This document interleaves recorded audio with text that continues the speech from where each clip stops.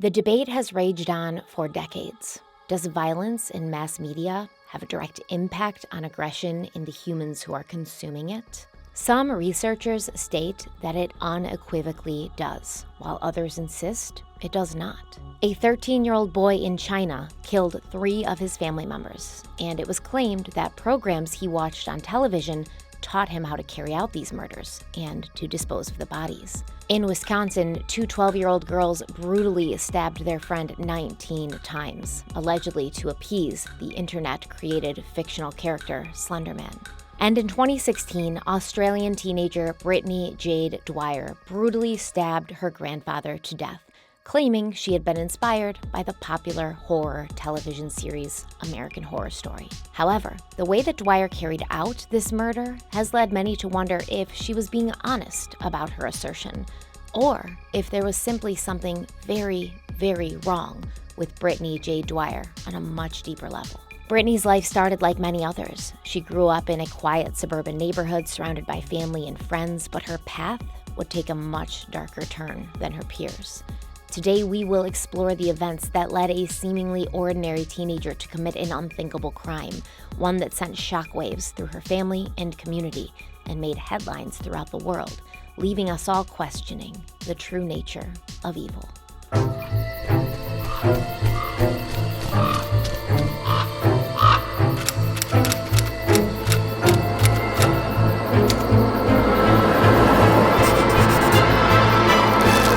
Happy Harloween, everybody. Welcome back to my channel, and thank you for joining me for another Harloween video. We have a lot to talk about today. So actually, I'm going to cut this intro a little bit short. And before I even start talking about today's case, let's have a quick word from the sponsor of today's video, HelloFresh. With HelloFresh, you can get mouth-watering seasonal recipes and fresh, pre-measured ingredients delivered right to your door. And that's why HelloFresh is America's #1 meal kit. No grocery stores, no stressful meal planning, no wondering at the last minute what you're going to prepare for dinner, no making something that you don't respect and you feel guilty about serving to your family. HelloFresh gives you everything you need to prepare wholesome, delicious meals delivered right to your door. And I have to say, HelloFresh has saved my life this past week. You guys know I look forward to Harloween every year. I love it. And because I love it so much, I do devote a lot of time and energy to it.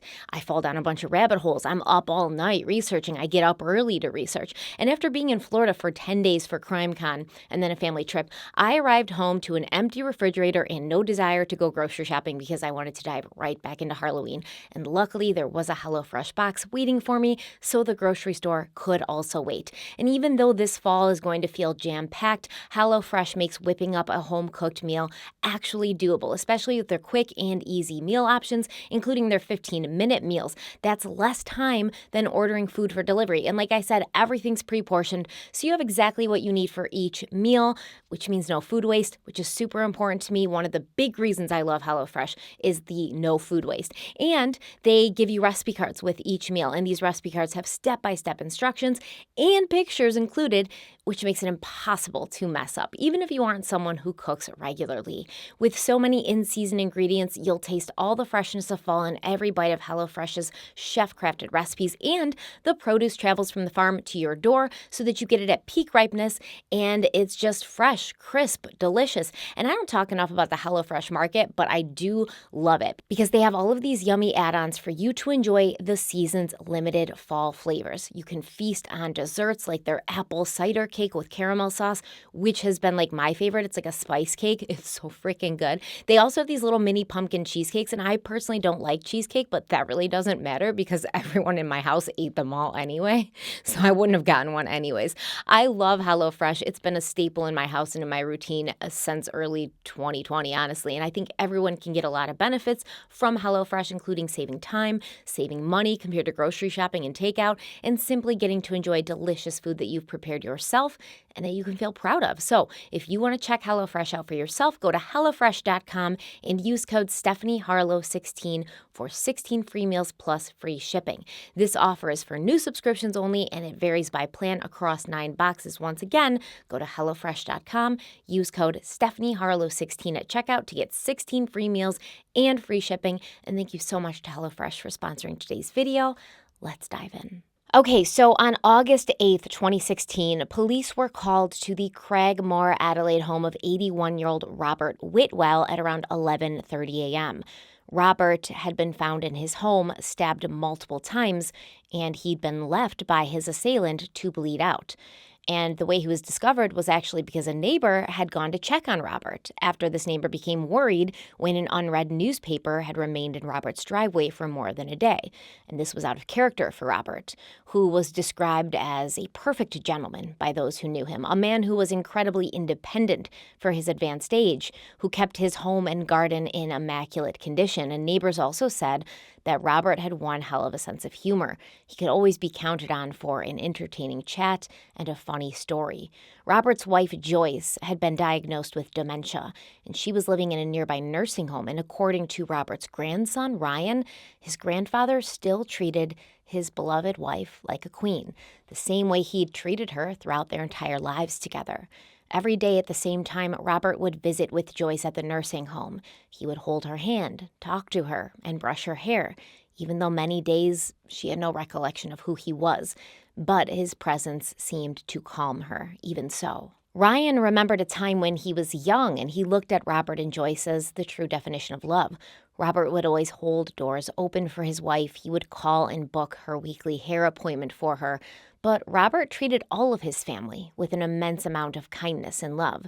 And even though he lived alone in Adelaide, he did all he could to stay connected to them, especially his grandchildren, Ryan, and his sister, Brittany. When Robert got his first cell phone, he wanted to practice, so dozens of text messages were sent between himself, Ryan, and Brittany, messages filled with humor, joy, and unconditional love. But according to Ryan, at some point, his sister Brittany stopped responding to these messages, and in fact, her life seemed to have taken a turn for the worst. Brittany had grown up like any other kid, playing soccer, blowing out birthday candles, spending time with her older brother, who she was very close to, and going to school.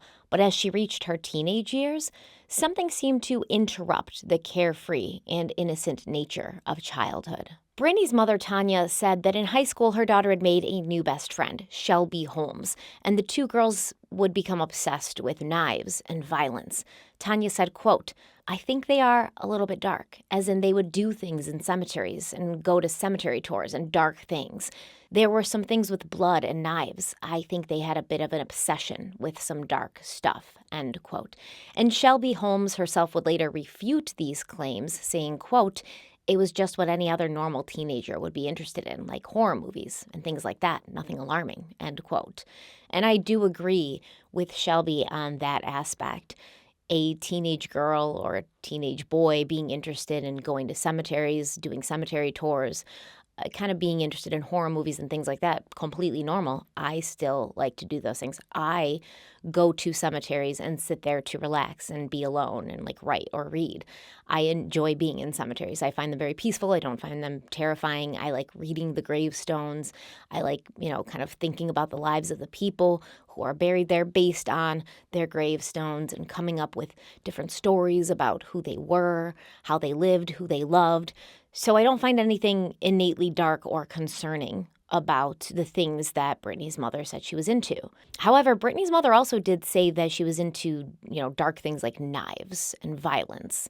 And the things that she described, like going to cemetery tours and things like that, didn't really explain the knives and violence interest. But we're going to talk about that in a little bit. Brittany's brother Ryan said that he and his sister had always been close. They really enjoyed playing together and spending time together as children, and even as adults, they lived together for a short time before Brittany moved in with her friend Shelby. However, in the months leading up to their grandfather's murder, Ryan said his sister seemed different. It seemed as if she wasn't really taking care of herself or practicing basic hygiene like showering or brushing her hair. And when they'd planned a Mother's Day brunch for their mother at a fancy hotel, Brittany had showed up looking disheveled and had made no effort to dress nicely, which Ryan noticed kind of upset and worried his mother. Ryan was also very close to his grandfather, Robert, and he often flew to Adelaide whenever he had a break from school or some time so that they could spend time together.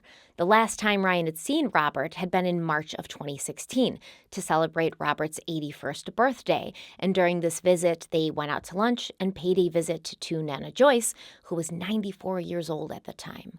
Over the next months, Ryan kept in touch with his grandfather through their texting conversations, and everything seemed fine and normal, so he was stunned when he received a call from his mother in August of 2016, telling him that Robert, her father and his grandfather, was gone. He'd been stabbed to death, and the police were investigating. Tanya told Ryan that his sister Brittany had already been informed of this tragic news, and they were going to meet at the airport so they could fly to Adelaide and be with Tanya's family during this terrible time of loss and grief. Ryan said that when he saw his sister Brittany at the airport, her eyes were red, as if she'd been crying, and she looked as if she hadn't slept or showered in days. Ryan also remembered arriving on Edward Avenue in Craigmore at his grandfather's house and seeing police tape roping off Robert's house. And he remembered that when they walked up the path and approached the front door, Brittany broke down, sobbing uncontrollably, so distraught that her mother had to hold her up and help her inside.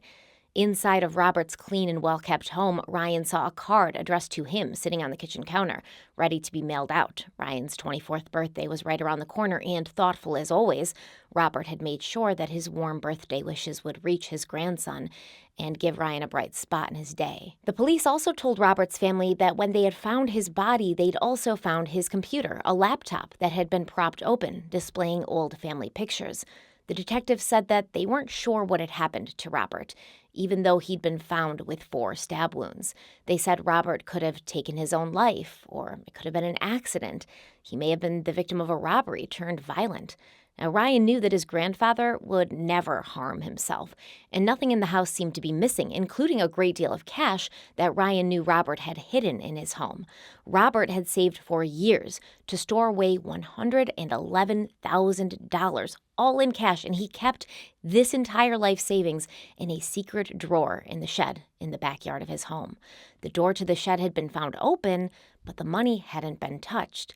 None of it made sense, but that was the job of the police to figure out, while the family of Robert Whitwell focused on trying to grapple with this strange and sad new reality of a world without a man who was larger than life.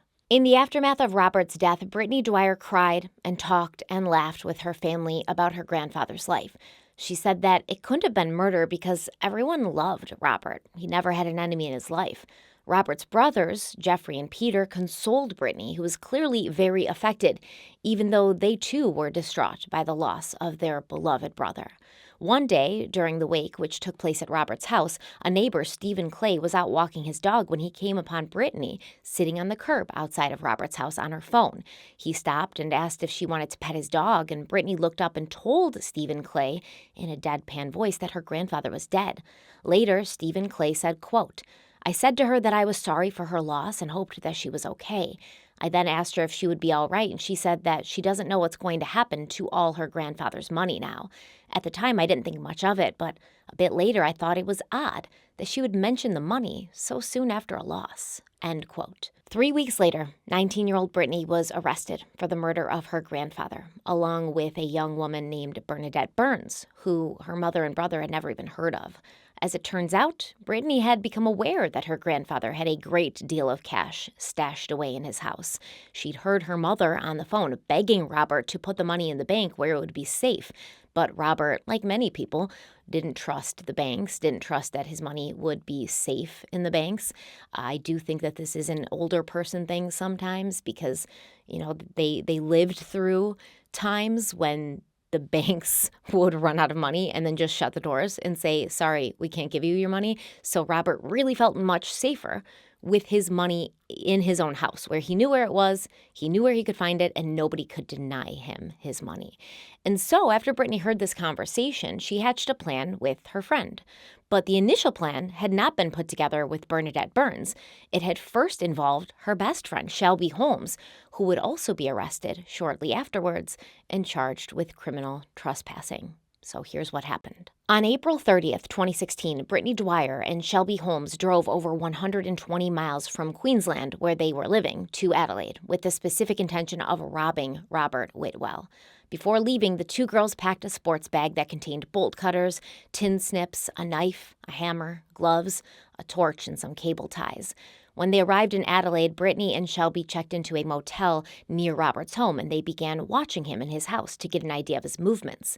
They wanted that $111,000, but Brittany was just not sure where her grandfather kept it.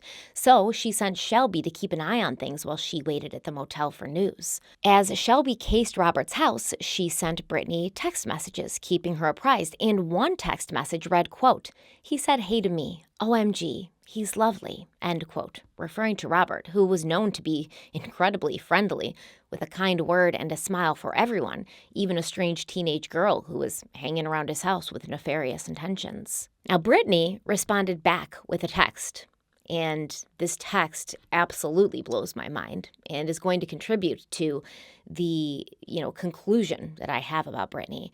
But Brittany's text said, quote, "He is very lovely. Don't get attached to him. He might have to die," end quote.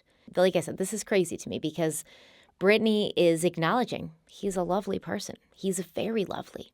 She's not saying, actually, he's not as lovely as you think, or he's actually a super violent or aggressive person, or he's not a very nice person. He just puts on a mask. She's not saying any of that. She's acknowledging my grandfather's a very lovely person. Don't get attached to him. He might have to die, which makes me feel that even though Brittany knew her grandfather was a lovely man, even though she knew that she at least acted as if she loved him, I don't know if she really did. I don't know if Brittany, at the end of the day, was attached to her grandfather, who she had known for her entire life. On May 2nd, Shelby and Brittany returned to Robert's home, and they scaled the fence that led into his backyard, but the security light flashed on, and then they started hearing a dog barking at a neighbor's home, and this spooked the two girls into abandoning their plan. They rushed back to Shelby's car, and they drove away. From there, Brittany sped to Brisbane for a Mother's Day brunch, during which she would appear unkempt and out of it.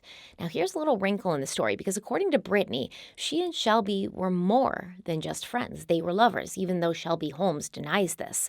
We're going to talk a little bit more about this later, but either way, at some point shortly after the failed robbery attempt, the relationship between Shelby and Brittany, whether it was friendly or romantic, it broke down, and Brittany moved out of Shelby's place, and she moved into the house of a new friend, Bernadette Burns, who apparently she had met on Facebook. And then, a few months later, Brittany regrouped and planned to return to her grandfather's house to steal his money the following August, but this time she would be accompanied by Bernadette Burns.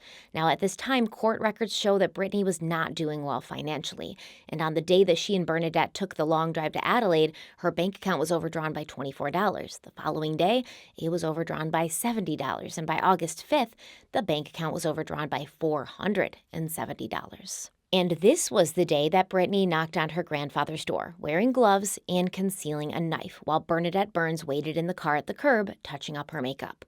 Robert was so happy to receive this unexpected visit from his granddaughter, and he invited Brittany in. The two had a quick breakfast, and then Robert began showing Brittany photos on his laptop computer. Photos of her grandmother, photos of herself and her brother Ryan as a young child. As this was happening, Brittany texted Bernadette and told her the plan was off. She couldn't go through with it. But Bernadette told Brittany, toughen up. They'd come all this way after all. Court records show that 5 to 10 minutes after this text exchange, Brittany told her grandfather that she had to leave. And like the gentleman that Robert was always known to be, he walked Brittany to the front door to see her off. As they approached the door, Brittany removed her knife from its hiding place and stabbed Robert in the neck. In shock, Robert spun around. He turned towards Brittany and placed his hands on her shoulders, at which point she stabbed him again in the chest and in the neck. A total of 4 times Robert was stabbed. Court records show that Robert asked Brittany why she was doing this, but she didn't answer. The jury in Brittany's trial would hear that Robert then stumbled into the kitchen to get a Band-Aid, which Brittany helped him apply before handing him a washcloth and then walking away. She went to the sink where she proceeded to do the dishes as her grandfather bled out and died alone. Brittany then texted Bernadette 2 words, It's done.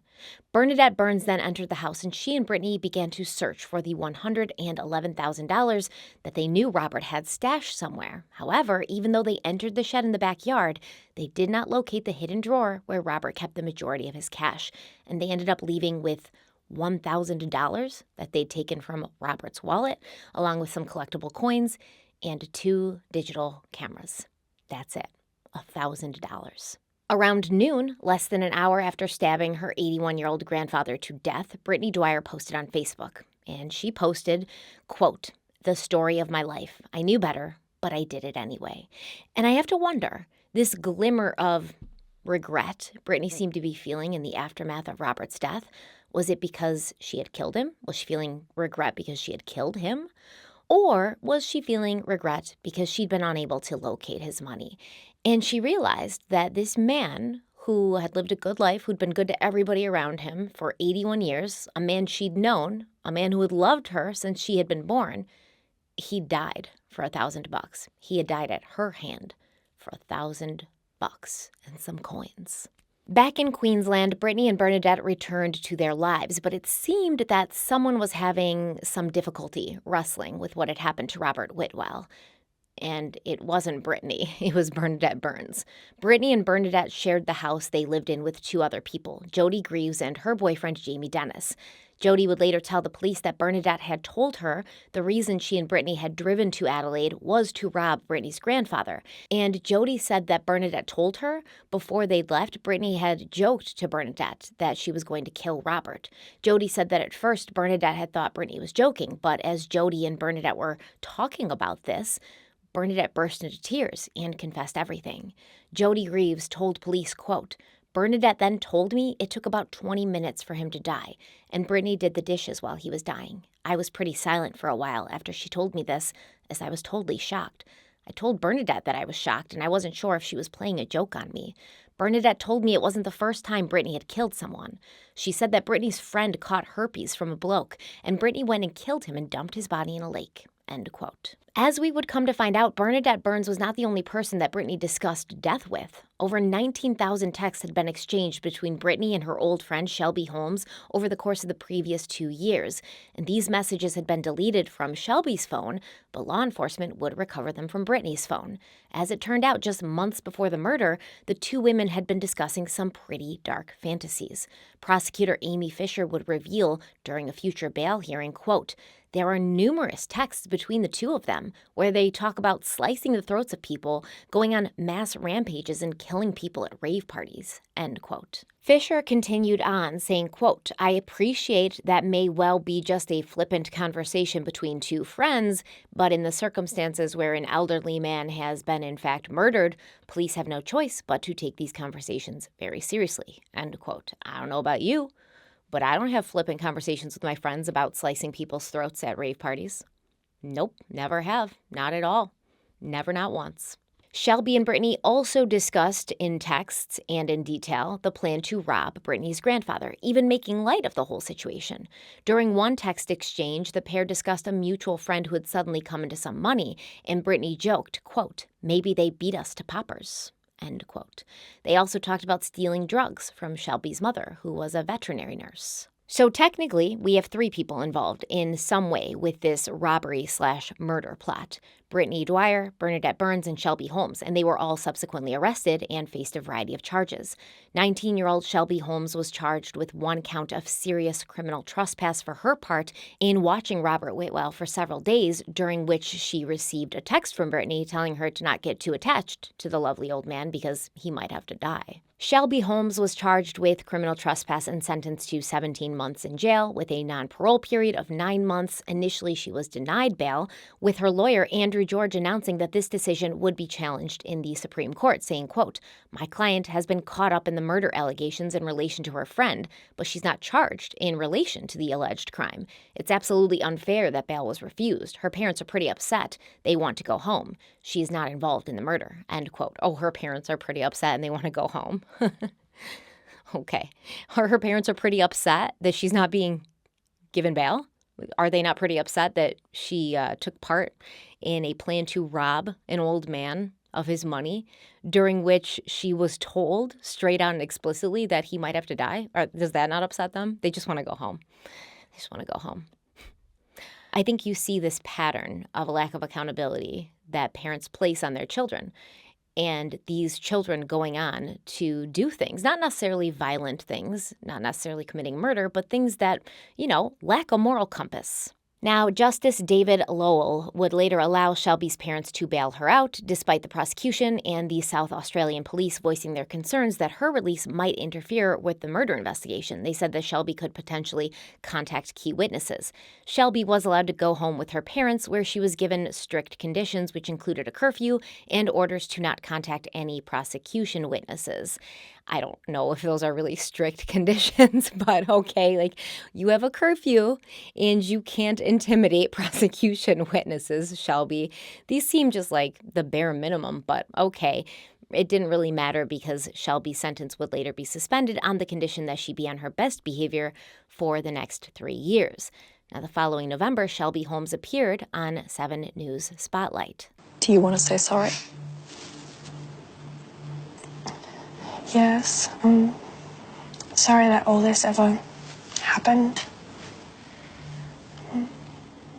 Anything you would say to Brittany? No. Anything you would say to Tonya? I'm sorry that I went there in April, but if I had known what she was planning to do, I would have warned her, but I had no idea, so I wasn't able to warn her. And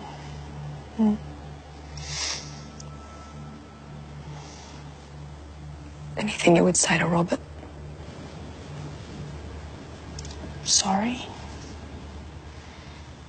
22-year-old Bernadette Burns was set to face trial for murder, but on the day her trial was scheduled to begin, she decided to plead guilty to murder. She'd been charged with 2 counts of murder under separate sections of South Australia's Criminal Law Consolidation Act. Her guilty plea related to count 2 under Section 12A, which, similar to felony murder in the United States, found her to have caused the death of Robert Whitwell while committing an intentional act of violence while carrying out another offense. And in this case, the other offense would be robbery. Even though the first count was dismissed, what Bernadette Burns pleaded guilty to still came with a maximum sentence of life imprisonment with a mandatory non-parole period of 20 years. Now, Bernadette's lawyer, Anthony Allen, argued that his client should receive a non-parole period lower than the 20 years because she had not been the one who actually committed the murder. He stated, quote, "She did not plan the killing and was not present when the physical offense took place. She did not have the intention to kill or do grievous bodily harm. She feels great shame and sorrow for what she did," end quote. I guess he just wanted to completely ignore the fact that Brittany was like, plan's off, I can't go through with it. And Bernadette was like, come on, man. We came all this way. You're here, toughen up, harden up. Don't be such a baby. Just kill your grandfather, right? And I think that this is very important. Not necessarily important because of what she said, right? Because Brittany's still completely responsible for her own actions. But let's take a quick look at this whole scenario. If we're to believe Bernadette's lawyer, she went there with the plan to just rob Robert, right? To just take his money. However, she sat in the car while Brittany went inside, and Brittany went inside wearing gloves and holding a knife that Bernadette knew Brittany had. And it's not like Brittany and Bernadette went into the house together, had breakfast with Robert together, sat down and looked at pictures with him, and then, because there was 2 of them and only one of him, said, all right, Robert, we're here to rob you. Thanks for breakfast. Thanks for the walk down memory lane, but we're going to need you to sit in this chair so we can zip tie you and keep you secured, and then we're going to go and get your money and tell us where it is, right? Of course not. That's not what happened. If your plan was only to go there to rob this man, why did you wait in the car? And then when Brittany texted you and said, oh, I can't go through with it, aka killing him, you told her, toughen up. We came all this way. You got to do it, man. And then you waited for her to text you to tell you it was done and that this man was dead before you walked inside. You knew that Brittany was going in there to murder this man. Brittany knew she was going in there to murder this man. The knife wasn't, a scare tactic, something to threaten Robert with, because then what, right?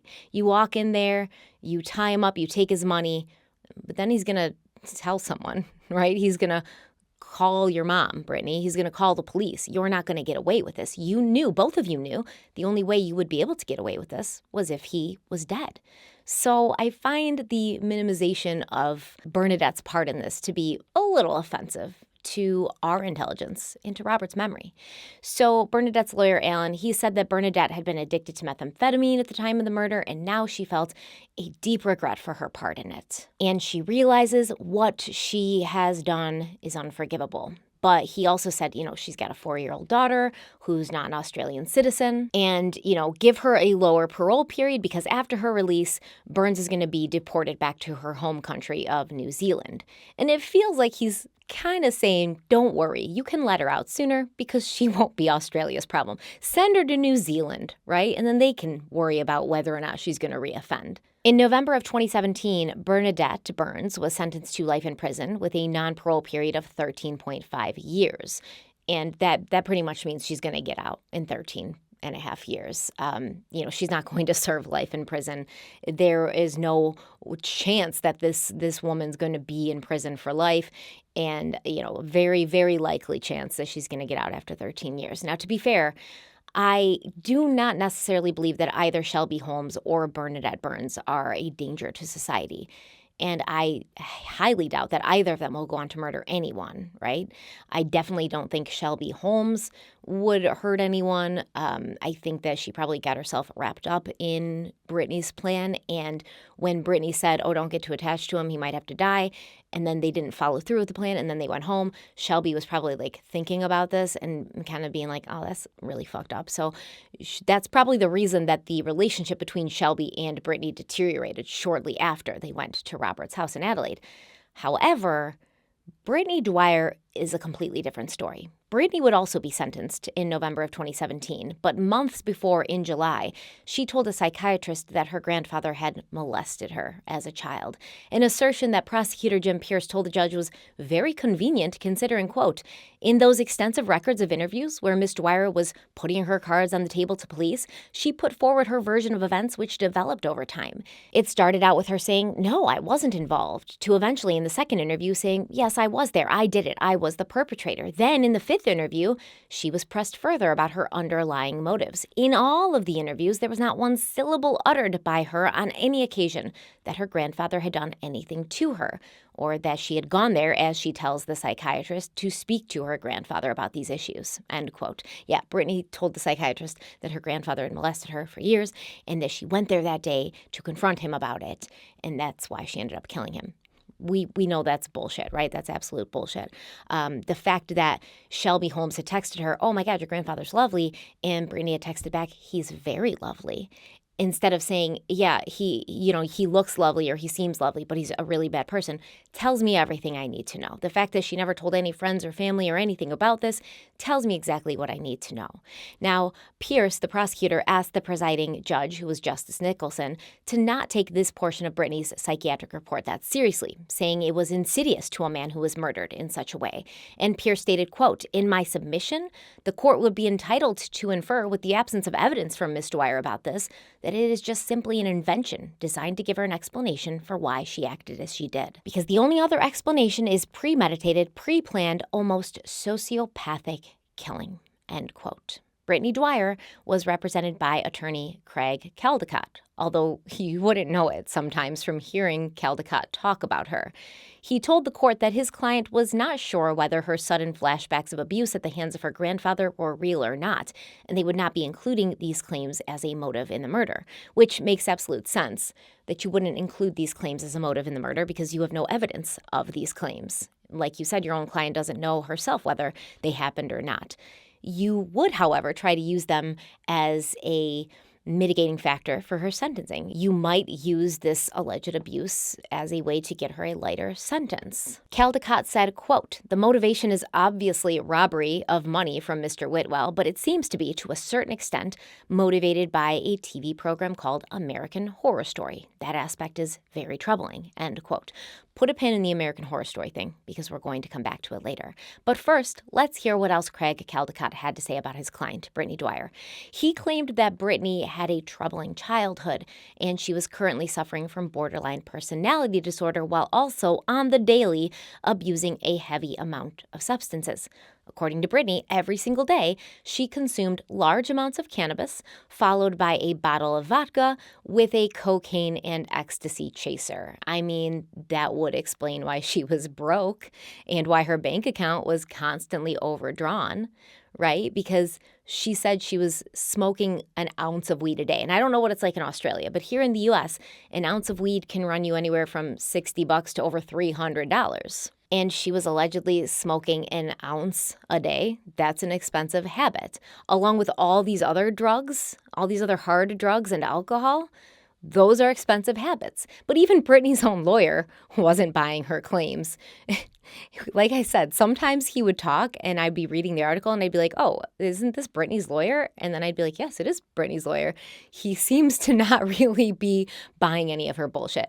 Craig Caldicott said, quote, the amount of drugs she was talking about taking is a near impossibility. She talked about smoking an ounce of cannabis a day. Even hardened cannabis users would normally smoke an ounce a week, end quote. And listen, that's a very hardened cannabis user. Like, an ounce a week even is a lot. Now, Caldicott claimed that it may have looked from the outside that Brittany was part of a loving family, but there were aspects of self-harm in her life that turned into a life of drug taking. Justice Kevin Nicholson questioned these claims, saying that from everything he had learned, Brittany had a pretty good upbringing, a nice family, a good education. Describing the murder of Robert Waitwell as callous and inexplicable, Justice Nicholson said, quote, I have to consider whether Dwyer is a very dangerous person who at 19 has gone from zero to premeditated murder.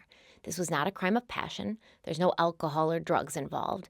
This is just a straight out, I'm going to do it, end quote. Nicholson went on to say that it seemed Brittany lacked empathy, stating, quote, when someone is of that nature, it's hard to measure contrition. It may be that she's just not capable of it, which is a worrying factor, end quote. And I believe when he says when someone's of that nature, he's describing psychopathic tendencies, because who lacks empathy? Who lacks empathy? People like narcissists, psychopaths. And this is something you can't fix. You can't teach somebody to feel empathy when they just don't, right? This is not something that you can heal or cure somebody from. So yeah, Justice Nicholson, even, Brittany's own lawyer, none of these people seem to really be buying into what Brittany is saying. And if Brittany was expecting compassion or understanding from her family members, she would end up being greatly disappointed. Robert's brother, Jeffrey, talked to the court about how he and his brothers were all very close, and he would speak to Robert on the phone often, but now he would never pick up the phone to hear his brother's voice on the other end of the line. He also discussed through tears how his family had mourned with Brittany after Robert's murder, saying, quote, we welcomed you into our home, embraced you, comforted you. All the while you wept fake tears and made comments like, my poor papa. I now know that I had been embracing and comforting my brother's killer. You are a master of deception. I will give you that. I will never forgive you. You're a cruel, deceitful person with no regard for human life. I believe you are dangerous and evil and deserve the highest penalty, end quote. And I mean, this is one of the most horrifying aspects of this case, that Brittany literally allowed the people who were closest to Robert to comfort her after his death, to, wrap their arms around her because she was just so distraught about it, and try to, put their own pain aside to make her feel better. And can you imagine being in the shoes of Robert's brothers, knowing that this woman had taken your brother's life just days before, and now you were embracing her and trying to make her feel better? This is truly psychotic, what she did, what she put people through. Brittany's own mother, Tanya, agreed wholeheartedly, telling Channel 7, quote, I think she deserves 20 years in jail. She did the crime. She admitted to it. She pleaded guilty. What are the signs that I missed? What did I miss? What didn't I see? What didn't I pick up on? It was a person I trusted that I brought into the world that I raised to be a good person. It's like a nightmare that I never wake up from. Every day I think, when is this nightmare going to finish? And it doesn't. It's my life, end quote. Now, Tanya did mention something from Brittany's childhood that may have foreshadowed her future actions. According to AdelaideNow.com, when Brittany was 8, she would chase her older brother Ryan around the house with a knife.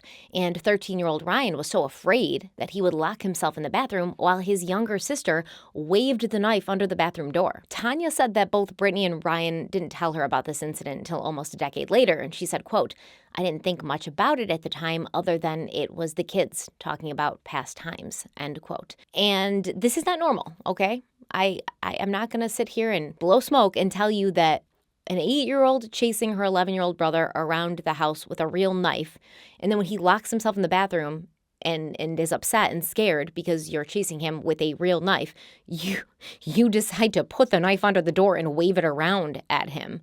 That's not normal. That's not normal behavior. And, I've seen my own kids do this kind of stuff. Like they'll have fake Halloween knives and they'll, play like Jason or Freddy or, Michael Myers, and they'll dress up and stuff around Halloween and they get into it. Never in my life would I look at my daughter, who's 6 now, chasing her older brother around the house with a real knife to be a normal thing that I should not be concerned about. Ever. So I do think that sort of does indicate Brittany had some things going on with her even before she became a teenager and started hanging out in cemeteries and started doing drugs and, all of these things. Even Brittany's own brother Ryan announced that he did not believe his sister deserved leniency in her sentence because their grandfather had always gone above and beyond for both of them, as he did for everyone and anyone he cared about. And at the end of the day, I personally didn't know Robert, but from how his loved ones have described him, I genuinely think that he would have willingly and gladly given Brittany money if she told him that she needed it. Because he's 81 years old. What's he saving $111,000 for? He's not saving it for himself. He's 81 years old. He's not, traveling the world. He's saving this money so that he has something to leave behind for his family when he dies. That money, a portion of it at least, was most likely intended for Brittany anyways. And Robert would have just looked at it as an advance on her inheritance. She could have gone there, had breakfast with him, looked at old photos, and then said, Pop, I'm in a rough spot, man. I am overdrawn on my bank account. I'm really stressed out about it. I can't pay my rent. Can you loan me some money? And he probably would have gone and gotten the money and given it to her without any pushback, without any questions. Now, Brittany would be sentenced to life in prison with a non-parole period of 20 years. Like I said, once again, this girl will probably not see life in prison. She'll probably be paroled after 20 years. And there was a blog post that Brittany's brother Ryan wrote, and he says that she deserves this. He also says that on Christmas and on his birthday, he will receive cards from Brittany, and they've written a few letters back and forth, but she's never explained her actions. After her sentencing, Brittany reportedly expressed sadness and regret for what she had done. She said she would take it all back if she could. Empty and hollow words if I've ever heard them. But mostly, Brittany seemed concerned with her old friend Shelby Holmes, who was denying that the two of them had ever been romantically involved. Brittany's lawyer said that she was distraught by this, stating, quote, "She's going to spend the next 20 years in custody. And that's an incredibly long time for someone who has only just turned 20 years old. Side note, it's not an incredibly long time for somebody who brutally murdered someone in cold blood. That's not an incredibly long time for that. But anyways, let's continue on. What else did Brittany's lawyer say? He said, quote, "She knows that through her actions, she has lost her grandfather, her entire family, and now her girlfriend, who will not admit that they were a couple," end quote. It kind of seemed like Brittany lost Shelby far before the murder, but okay. Now, this statement came after Shelby gave an interview to Channel 7 during which she insisted that she and Brittany had never dated. I don't know if they did or not. I don't think it matters. First of all, it's not Brittany's place to tell Shelby what she needs to admit to the world. If Shelby is not ready to admit that this was a romantic relationship, if she's not even ready to admit that, she's into women, then that's Shelby's business. Brittany has no place to be getting upset or feeling, put out or discarded that Shelby will not admit this to the world. And Brittany has no place to feel anything about Shelby because you murdered your grandfather, dude. You murdered your grandfather, and Shelby doesn't want to have anything to do with you at this point. So do you see what I'm saying here? Brittany's like, I feel bad that I killed my grandfather, and I deeply regret it, and if I could change it and do it all over again, I'd do it different. But I'm really pissed off about Shelby not admitting our love. Like, that's what I'm going to focus on here. Brittany doesn't have any empathy for anybody else. She doesn't care about anybody else, not even Shelby. What Brittany cares about is how Shelby made her feel, like a typical narcissist. What Brittany cares about is what other people can do for her, like a typical narcissist. Now, I have one last thing to tell you before we move on in this video, and I don't know if it's a sad thing or a happy thing. Honestly, it is a sad thing, but it could also be, I guess, kind of hopeful. Shortly after Robert's murder, his wife, Nana Joyce, passed away in the nursing home. She was in her 90s and she was suffering from dementia, but I believe that something else may have contributed to her death. And that something else would be sadness. Sadness that the man who had treated her like a queen for years, the man who came to see her every day to hold her hand, talk softly to her and brush her hair, he stopped showing up. I don't know what I believe about what happens after we die. I don't know what I believe about an afterlife or reincarnation or a heaven, hell, things like that.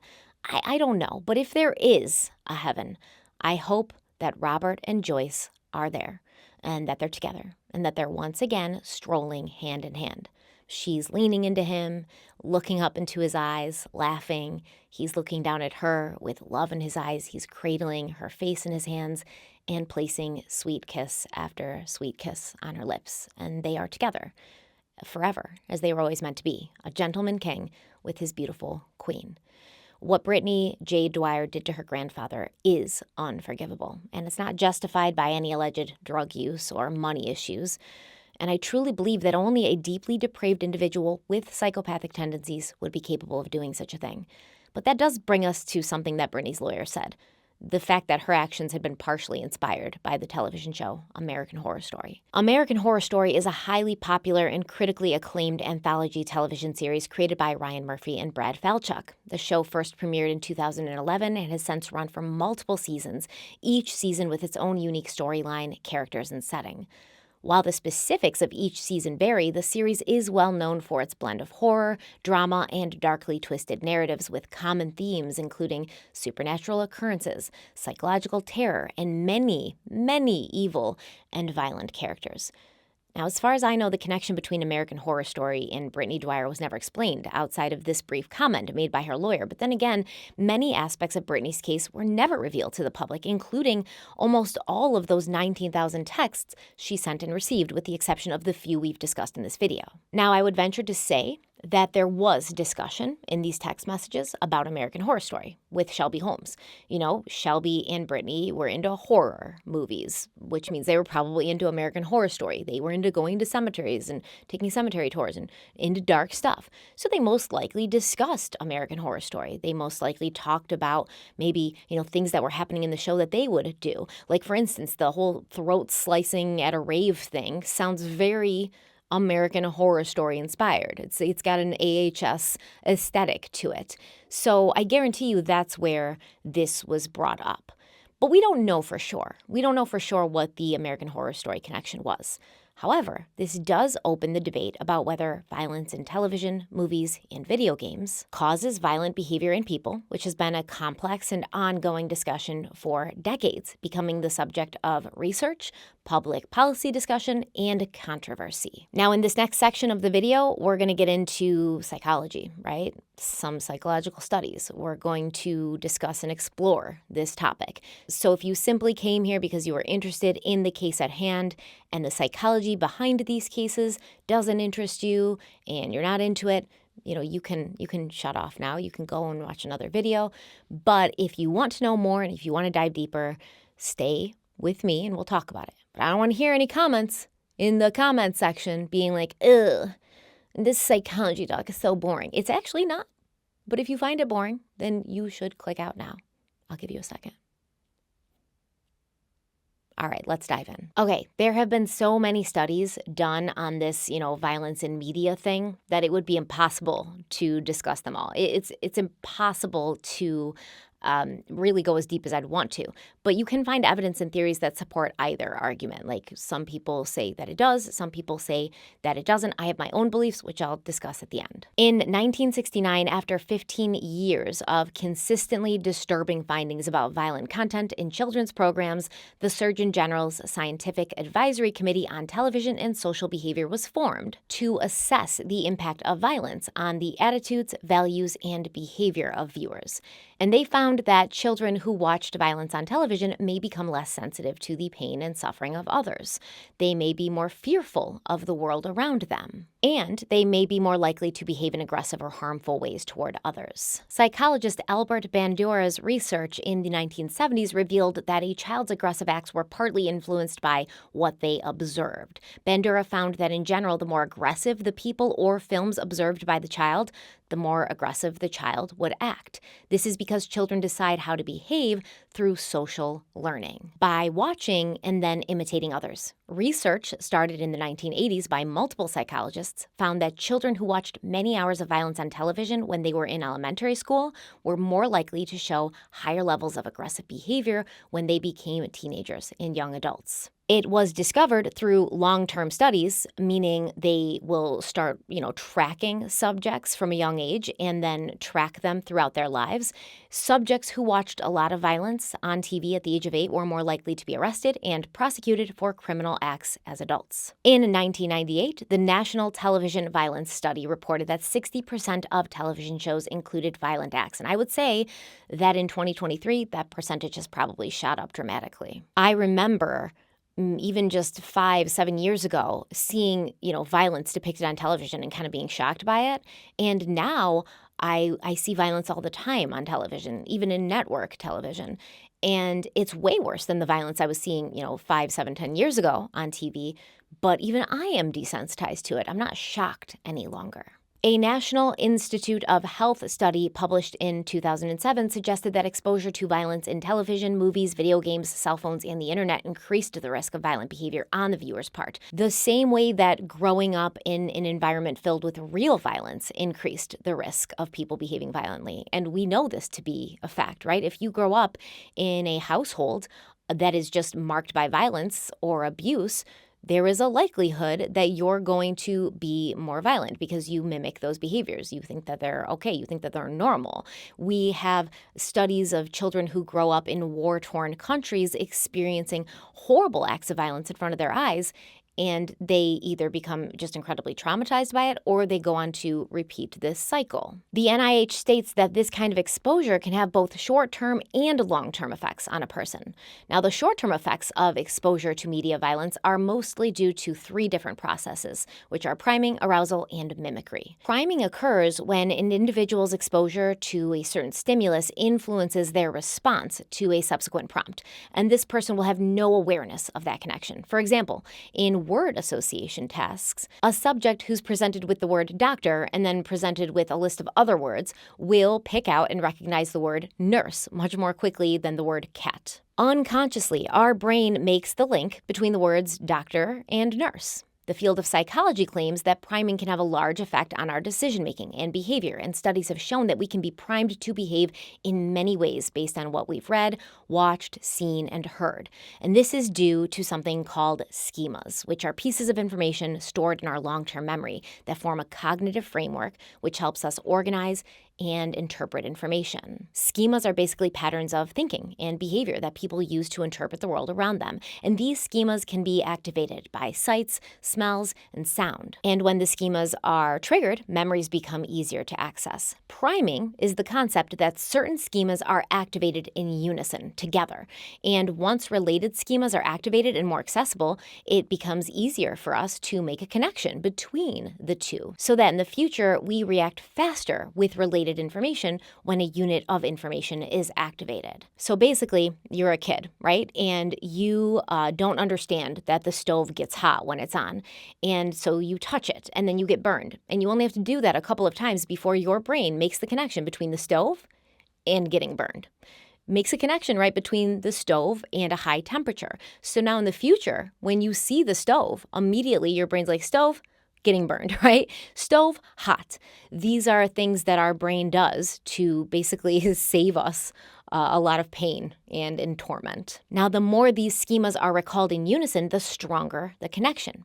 When media violence primes aggressive concepts, aggression is more likely. For example, the sight of a gun becomes inherently linked to the concept of aggression. This is called the weapons priming effect, where the mere presence of a weapon, whether in real life or on TV or in a picture, leads to more aggressive and less pro-social thoughts and behaviors in humans. Now, the second process is arousal. The NIH states that media violence can provoke psychological and physiological arousal through emotions like anger and fear, which could lead to disinhibition and or provocation transfer, and that results in aggression. So arousal is an essential element in many influential theories on emotion, and they state that the differences in arousal levels in people lead people to be either extroverted or introverted. Now, basically, their baseline arousal is the same. An introvert and an extrovert are going to have the same baseline arousal, but their response to stimulation is different, right? So, for instance, if an extrovert walks into a party filled with people and noise and stimulation, they're going to feel almost energized by that. They're going to be like, yeah, this is my shit. This is my jam. I love this. An introvert's going to walk into that same party and feel overstimulated and feel like, okay, how long do I have to be here before I can leave and go home to my quiet house and read a book by myself? In regards to violence observed by a person, aggressive behavior can become more likely in the short term for two reasons: excitation transfer and then general arousal. First, a stimulus arouses an emotion such as anger, and this anger may be perceived as more severe than it is because some of the emotional response stimulated by the media presentation is misattributed due to provocation transfer. So once again, for instance, let's say you're watching the news, and this happens to me all the time, by the way, because I read about and research terrible things and I get like really angry about it, you know? And so I'll use myself as an example then. I'm in my office all day reading about this horrible murder of like an innocent child. And I'm really upset about it, and I'm really sad about it, and then I become angry about it the more I read. And then I leave my office, and my husband's like, oh, hey, baby, how is work? Don't forget that we have an appointment later. And I snap at him. I'm angry with him. Well, it seems like I'm angry with him. I yell at him, and I'm like, why? I just stopped working. Can you give me freaking 5 minutes to collect my thoughts before you just come talking to me and putting yourself in my face? Get the hell out of here, right? Let's say I did that. Now, I'm not angry at him. I'm angry at the things I just read about, the things I just immersed myself in. But I'm taking my anger out on him. That is excitation transfer. So basically, the degree of anger that's experienced by a person is determined by the level of physiological arousal elicited by whatever provoked them. In this context, whatever was seen in the media. We have to go a step further and understand that aggression is divided into two types: proactive aggression, which is goal-directed aggression, organized aggression without provocation.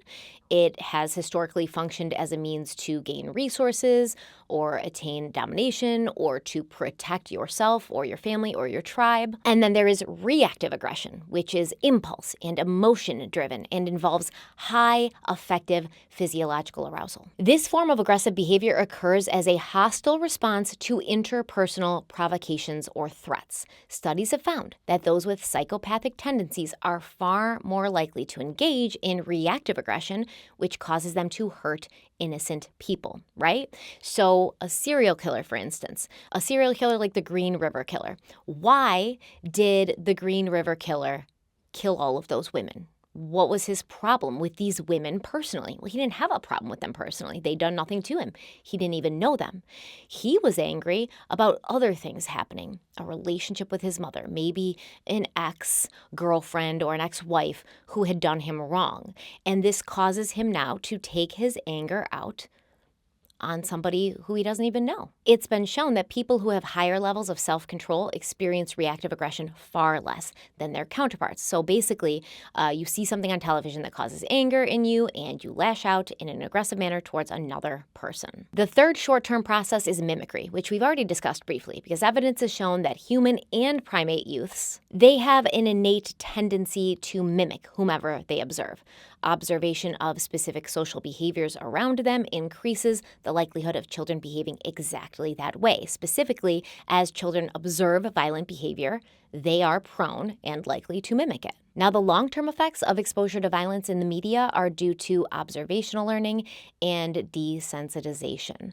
Observational learning states that a person's social behavior is controlled to a great extent by the interplay of current situations and that person's emotional state, as well as their schemas about the world, their normative beliefs about what is appropriate, and the scripts for social behavior that they have learned. During early, middle, and late childhood, children encode in memory certain social scripts that guide their behavior. And these scripts are going to come from observation of family, peers, community, and mass media. For instance, if you grew up watching one of your parents openly being unfaithful to the other, you might believe that cheating on your spouse as an adult was something that everyone did, something that was completely acceptable to do. And in kind, extensive observation of violence has been shown to bias children's world schemas toward attributing hostility to other people's actions, which I totally get, because the more true crime that I ingest, the less trusting I am of others, the more I look at others with suspicion, even as an adult, which means that it's very powerful. Now, this is supposedly increasing the likelihood of children behaving aggressively, because if they look at other people as enemies, as people who are potentially nefarious, they will act in aggression towards them.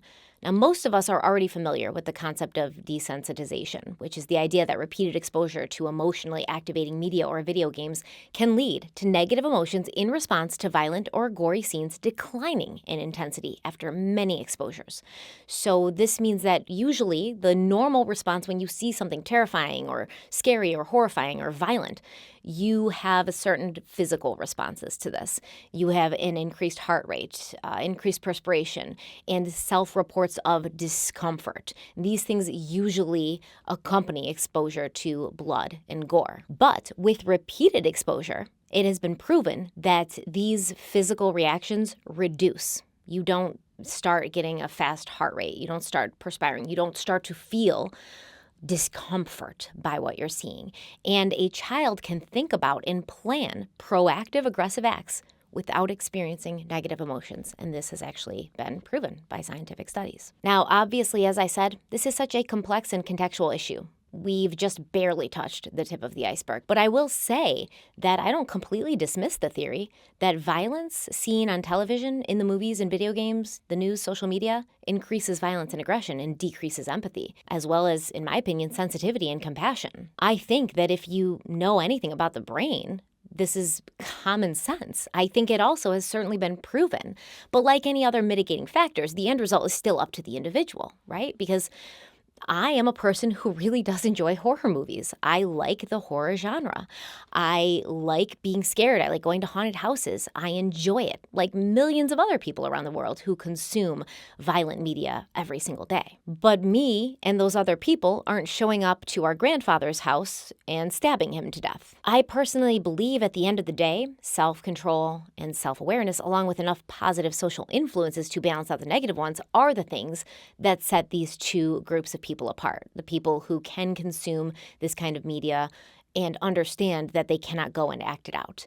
There is going to be something different about a person like Brittany Dwyer, right? Something different about her brain. Maybe a lack of impulse control.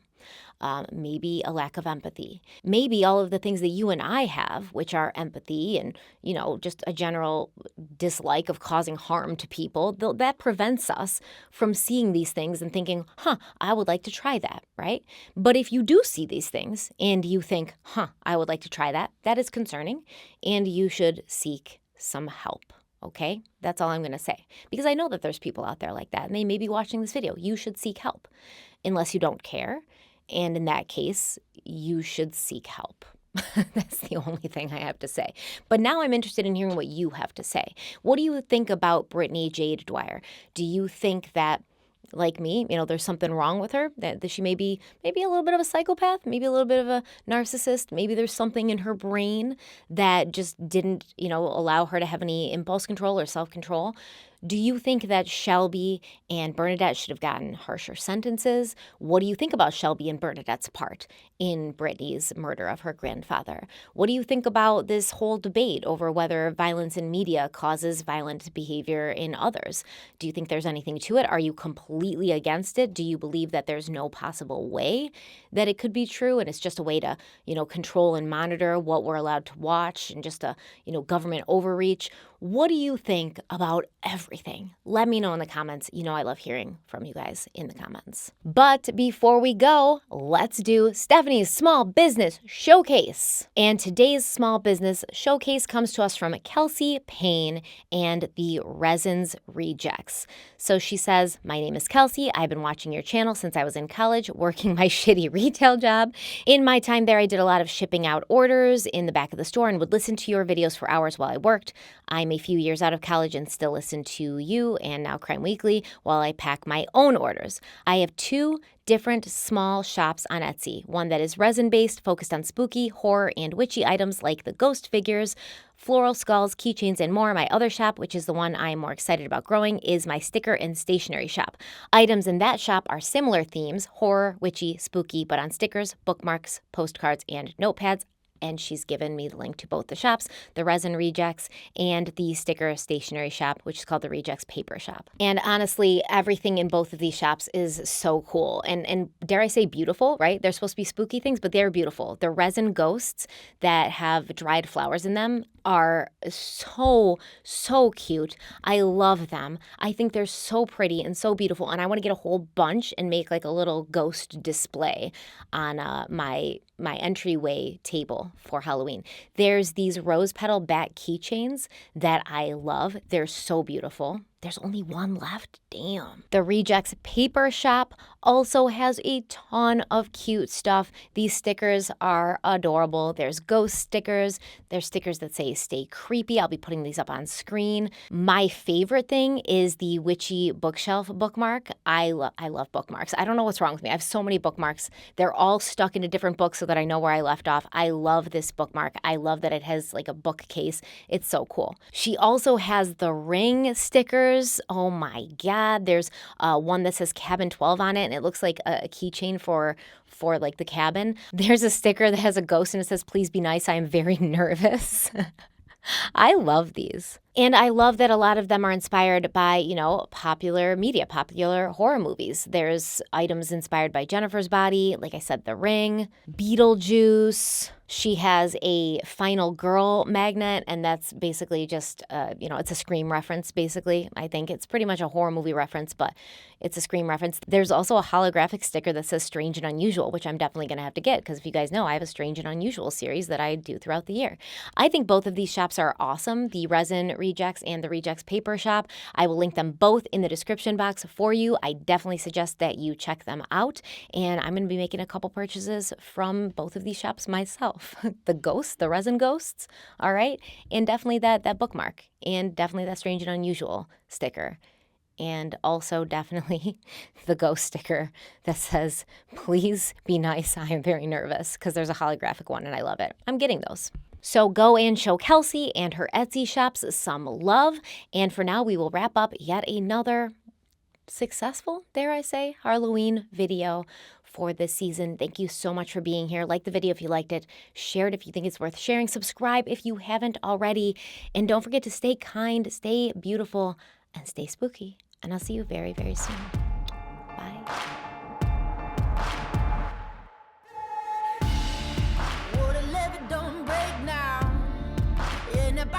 Straight down, and that river runs deep, the mountains get steep, and the voices getting too loud. All these feelings I've buried, it's looking like a cemetery. They're coming back from the grave, calling out my name, better say a Hail Mary. Well, you don't know how deep it goes until it's getting you slowly, and so you got to let it go.